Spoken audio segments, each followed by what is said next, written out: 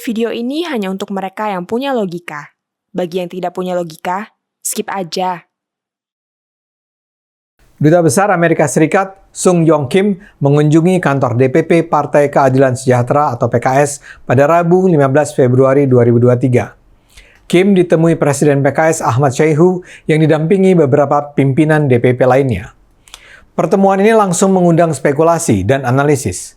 Maklumlah, sebagai sebuah partai Islam, PKS selama ini dikenal tidak dekat dengan pemerintah sekuler seperti Amerika Serikat. Bahkan ada kesan PKS tidak suka dengan mereka. Jadi kalau sekarang tiba-tiba saja wakil AS justru datang ke markas PKS, ini nampak sebagai sebuah kejutan. Beberapa analisis pun bermunculan. Salah satunya dari pendiri lembaga penelitian Fox Poll Center, Panggi Sharwi Chaniago. Menurutnya, kedatangan Kim menunjukkan Amerika Serikat berusaha mendekat, bukan hanya ke PKS tapi capres jagoannya Anies Baswedan. Ini terjadi karena menurut Panggi, sejak kepemimpinan Presiden Jokowi, Amerika Serikat merasa tidak terlalu diuntungkan oleh kebijakan luar negeri Indonesia yang sekarang cenderung mendekat ke pemerintah Cina. Apalagi kata Panggi, Anies pernah mengenyam pendidikan di AS. Hal tersebut menjadi faktor penting bagi Amerika Serikat. Hal senada dikatakan oleh pengamat politik dari Political and Public Policy Studies, Jerry Massey. Menurutnya, kunjungan Dubes AS ke kantor DPP PKS itu bukan hanya sekedar silaturahmi. Ia juga menganggap ini adalah indikasi dukungan AS kepada Anies. Menurutnya ini menarik karena selama ini PKS lebih cenderung dekat dengan Timur Tengah. Jadi jika kali ini PKS mulai menjalin hubungan dengan AS, ini berarti PKS mulai membuka diri ke arah demokrasi. Benarkah akan ada dukungan Amerika Serikat kepada Anies? Ketua DPP PKS Al-Muzammil Yusuf sendiri menyatakan bahwa meskipun dalam percakapan itu ada pembicaraan mengenai Pilpres 2024, tapi Dubes AS sama sekali tidak menyebut dukungan terhadap Anies.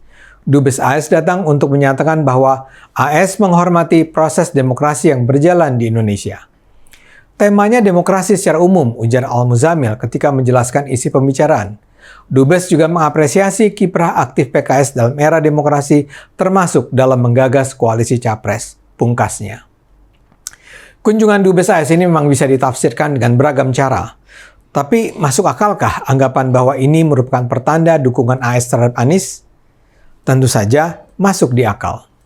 Atau paling tidak bisa saja AS sedang berusaha memahami seberapa jauh peluang Anies untuk maju sebagai capres dan bagaimana sikap PKS mengenai peluang itu.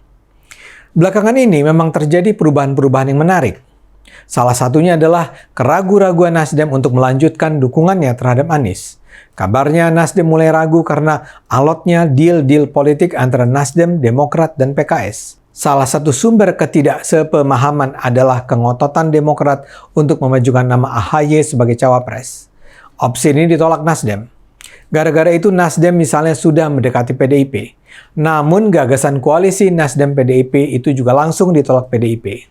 Lepas dari PDIP, Nasdem sudah mulai menjajaki kemungkinan berkoalisi dengan Gerindra-PKB.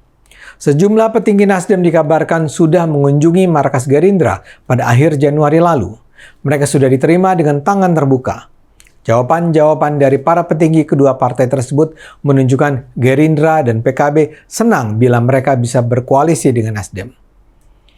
Kalau begitu, kenapa Dubes AS merasa perlu mendatangi PKS? Ada sejumlah kemungkinan. Bila memang AS hendak mendukung Anies, mereka perlu tahu seberapa solid sebenarnya peluang bagi PKS, Nasdem, Demokrat untuk tetap bertahan. Tadi saya katakan, sebenarnya ada ketegangan antara Demokrat dan Nasdem. Namun sejauh ini hubungan mereka belum mencapai titik buntu.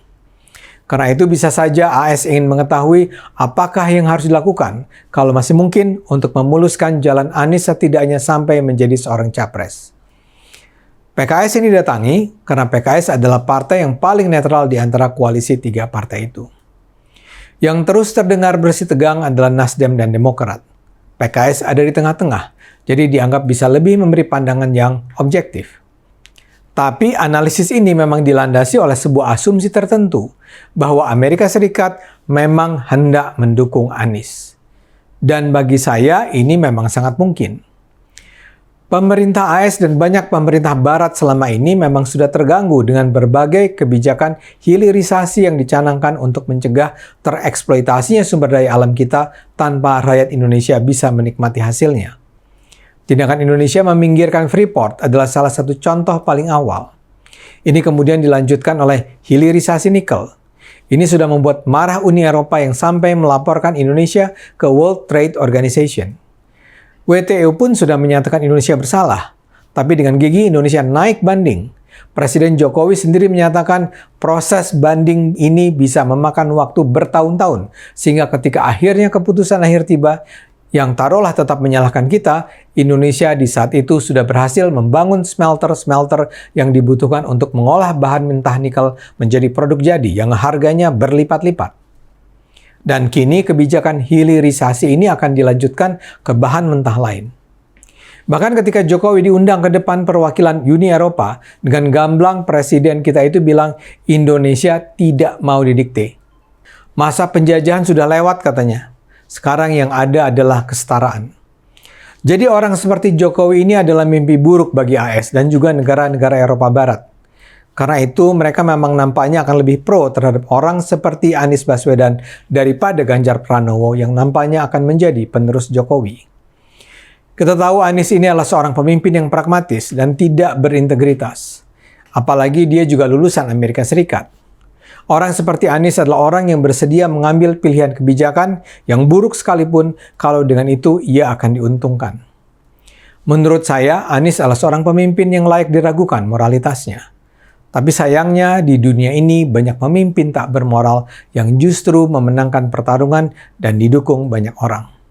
Karena itu, ayo terus gunakan akal sehat, karena hanya dengan akal sehat negara ini akan selamat.